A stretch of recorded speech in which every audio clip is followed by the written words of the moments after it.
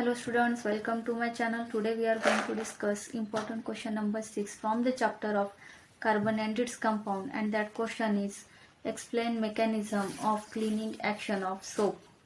You have already answered to this question in textbook, which is very detailed, but for exams we need to write precise and complete answers in a shorter time format. Here I will help you understand how to write the answer for this question in exams while explaining concept clearly. तो start करते हैं answer को। Answer हम point wise लिखेंगे for good representation. तो first point है हमारा, the dirt present on a clothes is oil in nature and insoluble in water. तो क्लोथ्स में जो डर्ट है वो ऑयल इन नेचर है, ऑयल जो है इनसोल्यूबल होता है वाटर में, दैट्स वाई ये जो डर्ट है वो भी वाटर में इनसोल्यूबल रहेगा। Therefore it can not be remove by only washing with water. तो उस डर्ट को रिमूव करने के लिए यूज करते हैं हम सोप को। तो सपोज ये मेरा सोप है एंड इन दिस सोप ये जो दिख रहे वो मॉलिक्यूल्स हैं।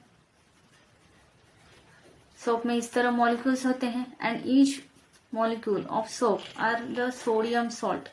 ईच मॉलिक्यूल सोडियम सॉल्ट के होते हैं। ये जो राउंड स्ट्रक्चर दिख रहा है यहाँ सोडियम सॉल्ट प्रेजेंट होता है। इस राउंड स्ट्रक्चर में सोडियम आयन प्रेजेंट होता है और ये जो लॉन्ग चेन है वो है कार्बोक्सिलिक एसिड का। And each peak of this long chain यहाँ पर कार्बन एटम प्रेजेंट होता है और ये जो लॉन्ग चेन है वो कार्बोक्सिलिक एसिड का है एंड यहाँ पर सोडियम आयन प्रेजेंट होता है। ठीक है, तो अब आते हैं सेकेंड पॉइंट की तरफ। When soap dissolved in water, ionic hydrophilic end interacts with water. यहाँ पर सोडियम आयन प्रेजेंट है इसलिए इसको आयोनिक एंड कहते हैं और हाइड्रोफिलिक एंड भी कहते हैं, because hydro that is water and philic that is loving, water loving and.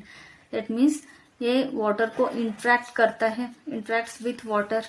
Hydrophilic and what interacts with water, while carbon chain, this carbon chain is a hydrophobic end. It is opposite to that hydrophilic end.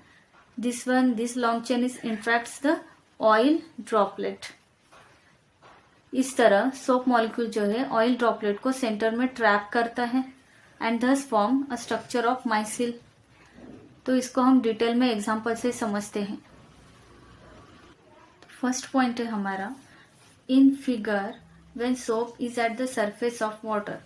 जब soap water के surface में होता है तब the hydrophobic end of soap will not soluble in water. हमें पता है कि hydrophobic and that is this long chain जो कि वाटर में सोल्यूबल नहीं होता। Instead of that ionic and जो है वो वाटर में सोल्यूबल होता है क्योंकि वो हाइड्रोफिलिक होता है, वाटर को इंट्रैक्ट करता है। वही उसके अपोजिट जो हमारा लॉन्ग चेन है वो वाटर को इंट्रैक्ट नहीं करता, उसकी जगह वो ऑयल ड्रॉपलेट को इंट्रैक्ट करता है। तो इसलिए hydrophobic end of soap will not soluble in water and the soap will align along the surface of water. तो यहाँ पर दिख रहा है इस तरह वो वाटर के सरफेस पर रहता है with the ionic and in water. वही हमारा जो आयोनिक एंड है वो वाटर में सोल्यूबल होता है तो इसलिए वो वाटर में होता है। Next second point, inside the water. तो अब वाटर में क्या होता है, molecules of soap arranged themselves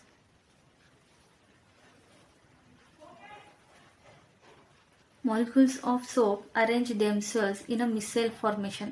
अब inside the water molecules of soap खुद को मिसेल के स्ट्रक्चर में अरेंज करते हैं और इस जो ऑयल ड्रॉपलेट है उसको क्लस्टर के सेंटर में ट्रैप कर देते हैं and trap the dirt at the center of cluster.